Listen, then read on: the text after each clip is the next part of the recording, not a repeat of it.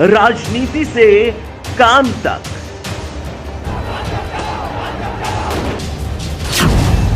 अपराध से अंजाम तक, खेत से खलिहान तक, पल पल बदलती देश और दुनिया की हर खबर पाइए सीधा अपने मोबाइल पर। नमस्कार, आप देख रहे हैं विविध भारत न्यूज और मैं हूं आपके साथ अनुपमा खोबरे। और बढ़ते हैं खास खबरों की ओर। कोसी कला में जयंत चौधरी ने सर्वप्रथम कृषि अनाज मंडी में स्थित चौधरी चरण सिंह की प्रतिमा पर माल्यार्पण किया। वहीं कृषि अनाज मंडी में राष्ट्रीय लोकदल के उपाध्यक्ष जयंत चौधरी को सुनाने किसान का जनसैलाब पहुंचा। बता दें, छाता क्षेत्र से महापंचायत में सुबह से ही अपने निजी वाहन व ट्रैक्टर ट्रॉली से 1000 किसान पहुंचे।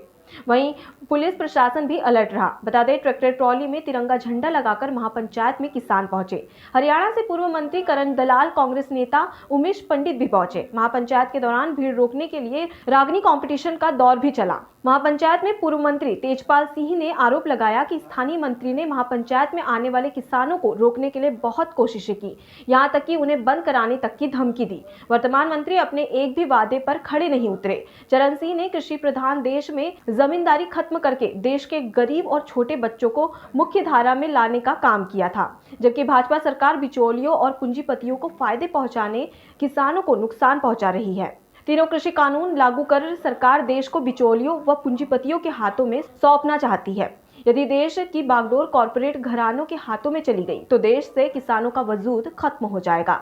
जयंत चौधरी ने कहा कि केंद्र सरकार अभी तक ये नहीं समझा पाई है कि नए कृषि कानूनों से किसानों को क्या लाभ होगा। पेट्रोल, डीजल, उर्वरक, खाद और रसोई गैस की बढ़ती कीमतों, उत्तर प्रदेश में बिजली बिल में वृद्धि और गन्ना किसानों के लंबित बकाये समेत कई मामलों पर सरकार पर निशाना साधा। वहीं कहा कि छाता क्षेत्र के किसानों का इससे ज्यादा दुर्भाग्य और क्या हो सकता है कि उनके क्षेत्र की गन्ना मिल बंद पड़ी है। साथ ही उन्होंने गन्ना मिल को चालू कराने का आश्वासन भी दिया। उन्होंने कहा कि गणतंत्र दिवस पर दिल्ली में हुई हिंसा भाजपा की साजिश थी। उपद्रवियों को दिल्ली पुलिस मूक दर्शक बनी देखती रही। उन्होंने कहा कि आज जो किसानों के साथ नहीं है उन्हें आगामी चुनाव में वोट नहीं देना है। कृषि कानूनों पर बोलते हुए कहा कि सरकार कृषि कानूनों पर अड़िग है। सरकार को इतना अहंकार नहीं करना चाहिए। उन्होंने कहा कि जब सभी लोग इस कानून का विरोध कर रहे हैं तो सरकार को इसे वापस ले लेना चाहिए। उन्होंने लोगों से अपील करते हुए कहा कि अगर विधानसभा में किसानों के प्रतिनिधि कम हो गए हैं तो फिर से विधानसभा में प्रतिनिधियों को भेजना होगा।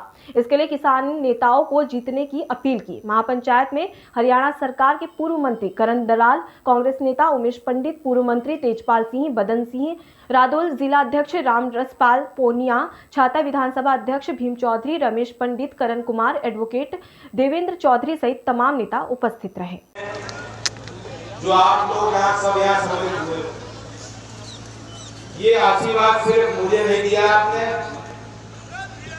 हम लोग यहाँ इसलिए आए कि 200 से ज्यादा मैं किसान जो घेरे बैठे हैं, यहीं से पास फलवन में बैठे हैं, वे हमारे किसान हैं, हमारे भ्राता, हमारे भाई, हमारे परिवार, हमारा खून है। हम कौन से अहंकार का नशा ले रहे हैं, रोक देते हैं। जो लोग सुबह शाम झूठ बोलते हैं, 2-4 बड़ी बात ना फेंक दें, उससे पहले मुझे लगता है उनको रात को नींद नहीं आती।